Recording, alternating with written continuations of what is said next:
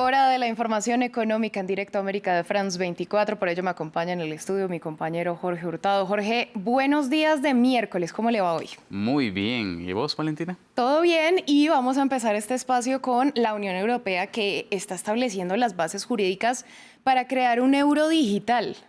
Así es, bueno, se espera que el bloque publique este proyecto de normas que serviría de fundamento jurídico a un euro digital en caso de que en algún momento el Banco Central Europeo decida emitirlo en los próximos años.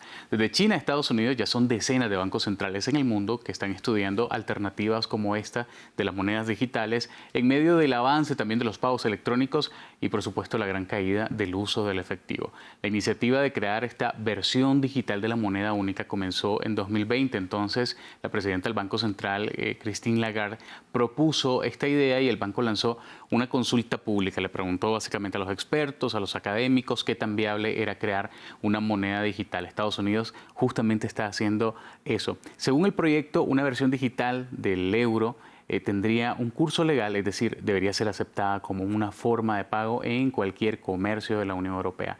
Entre las ventajas, dicen ellos, está que apoyaría un mercado de pagos al por menor más fuerte, más rápido y competitivo y tendría un alto nivel de privacidad. El borrador dice que este mecanismo va a complementar al efectivo y que garantizará que el Banco Central Europeo no deje un vacío que podrían llenar agentes privados, normalmente no europeos, u otros bancos centrales del mundo. La ley final debería ser respaldada por los 27 Estados miembros de la Unión Europea y el Parlamento Europeo. ¿Qué te parece esta iniciativa? Pues bastante interesante, es el futuro, es revolucionario, así que vamos a tener que verle mucho a la legislación, a las bases. Hay muchas críticas, principalmente sobre la privacidad, o sea, que el Banco Central Europeo tendría acceso a saber cuánto dinero tenés, en qué gastás, etcétera.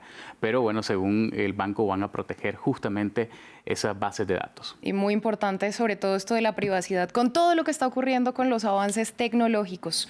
Y bueno, algo que avanzó también fue el acuerdo político en la Unión Europea sobre el acceso y el uso de los datos en el espacio digital. Bueno, y esto a propósito de los datos que se tendrían teniendo un euro digital y también con todos los datos que recopilan aplicaciones como Facebook, el mismo Google. Ya hay grandes avances en esos temas en Europa.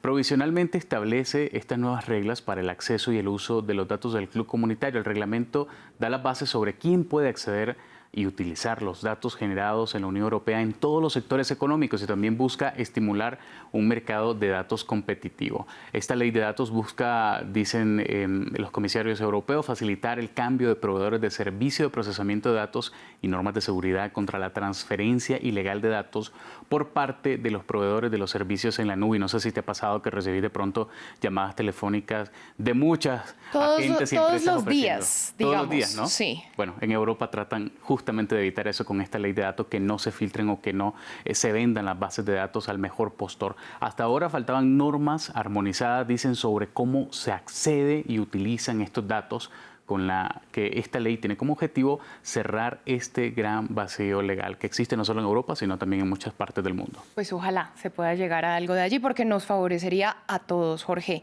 En Estados Unidos están considerando nuevas restricciones a las exportaciones de chips de inteligencia artificial a China. Y esto como parte de la guerra comercial entre Estados Unidos y China, que pese a las visitas de funcionarios de la Casa Blanca a China, pues parece que se siguen intensificando. Un efecto inmediato fue que Nvidia, que obtiene una quinta parte de sus ingresos en China, cayó un 4,6% y eso que todavía no abre la bolsa.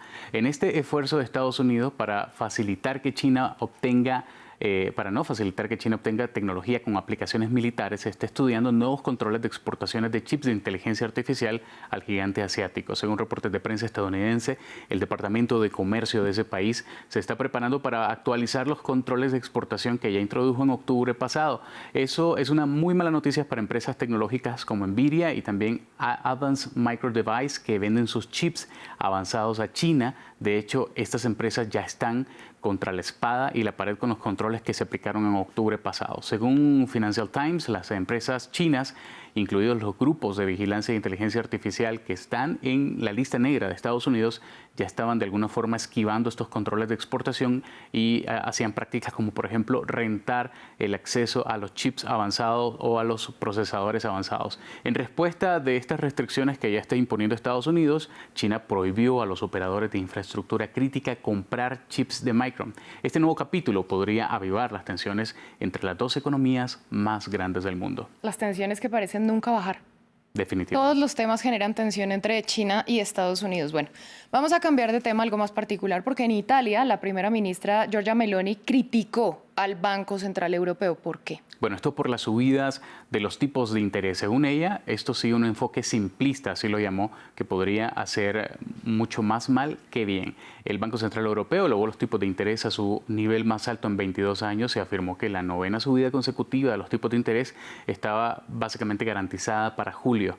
Esto en su lucha contra la inflación. El Banco Europeo no es el único, si la mayoría de bancos centrales del mundo suben el precio del dinero para contener el alza de los precios, y aunque es una decisión compleja porque reduce el empleo y también el crecimiento económico, según la mayoría de organismos económicos internacionales, es una medida necesaria. Escuchemos a la primera ministra de Italia.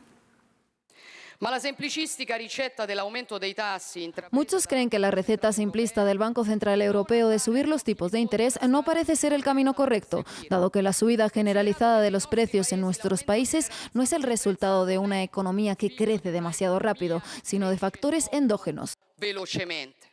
Ma di fattori endogeni. Primo fra tutti la crisi energetica causata dal conflitto in Ucraina. En primer lugar, la crisis energética provocada por el conflicto en Ucrania. No podemos pasar por alto el riesgo de que la subida constante de los tipos de interés acabe afectando a nuestras economías más que la inflación, es decir, que el remedio resulte más perjudicial que la enfermedad. Y vamos a cerrar con la cifra del día. Bueno, la cifra del día es 1,6 millones de micro, pequeñas y medianas empresas en México que están manejadas por mujeres. Esto según un dato de la Secretaría de Economía de ese país. Naciones Unidas también dice que las MIPYMES representan el 90% de las empresas, entre el 60 y el 70% del empleo y el 50% del Producto Interno Bruto Mundial. Bueno, unas cifras nada despreciables. Jorge, a usted muchas gracias por esta ampliación económica. Bueno, nos vemos en la próxima hora. Nos vemos más adelante.